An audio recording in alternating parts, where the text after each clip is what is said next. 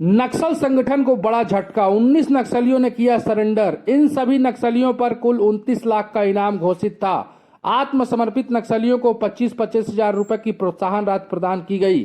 Surrender करने वाले सभी 19 नक्सली पामेड़ एरिया कमेटी के बताए जा रहे हैं। नक्सलियों के आत्मसमर्पण का कारण छत्तीसगढ़ शासन की पुनर्वास नीति के कई माओवादियों को नई उम्मीद दी है और उन्हें संगठन के भीतर शोषण और क्रूर व्यवहार से बाहर निकलने के लिए प्रेरित किया है। यह नीति उन्हें समाज की मुख्य धारा में लौटाकर सामान्य जीवन जीने की आशा देती है।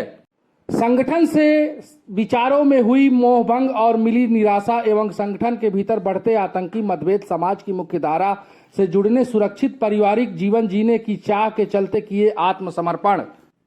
नमस्कार, मैं हूं मनीष चौबे और आप देखना शुरू कर चुके हैं सीजी दुनिया। माओवादियों द्वारा आत्मसमर्पण के पीछे जिले में हो रहे विकास कार्य बड़ा कारण है। तेजी से बढ़ती सड़कें, गांवों तक पहुंचती विभिन्न सुविधाओं ने उन्हें प्रभावित किया है।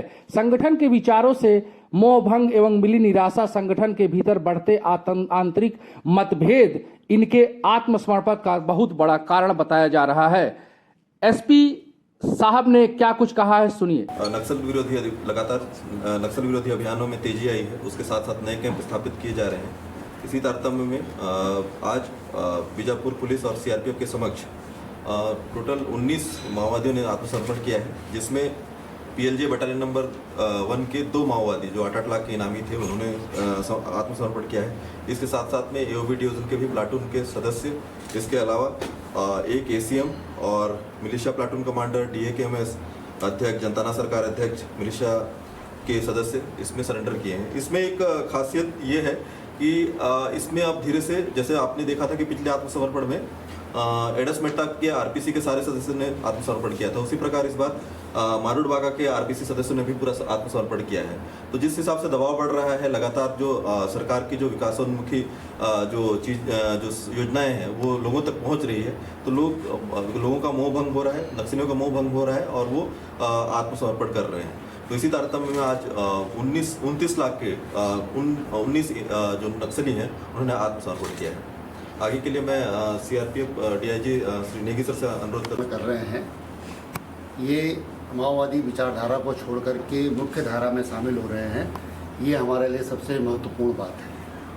आज सरकार के जो विभिन्न तंत्र हैं, सिक्योरिटी फोर्सेज हैं, पुलिस है और प्रशासन बीजापुर के सुदूर गांवों में नक्सल विरोधी अभियान चला रहे हैं और नक्सल को हम लोग उनकी गतिविधियों को काफ़ी अंकुश लगाने में सफल हुए हैं।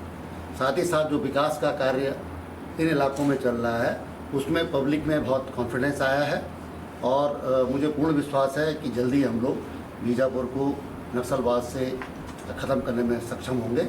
और ये जो 19 माओवादी विचारधारा को छोड़ करके मुख्य विचारधारा में शामिल हुए हैं, इनका बहुत स्वागत है और ये बहुत अच्छा काम है। इन तमाम कार्रवाइयों को लेकर नक्सली लगातार बैकफुट में नजर आ रहे हैं। आपको बता दें कि वर्ष 2025 में अब तक 84 माओवादियों ने आत्मसमर्पण किया है, 137 माओवादी गिरफ्तार हुए हैं एवं 56 माओवादी अलग अलग मुठभेड़ में मारे गए हैं। भारत सरकार के गृह मंत्री अमित शाह के द्वारा 2026 मार्च तक नक्सली समाप्त की जो घोषणा की गई थी, लगातार उस दिशा में बढ़ती नजर आ रही है।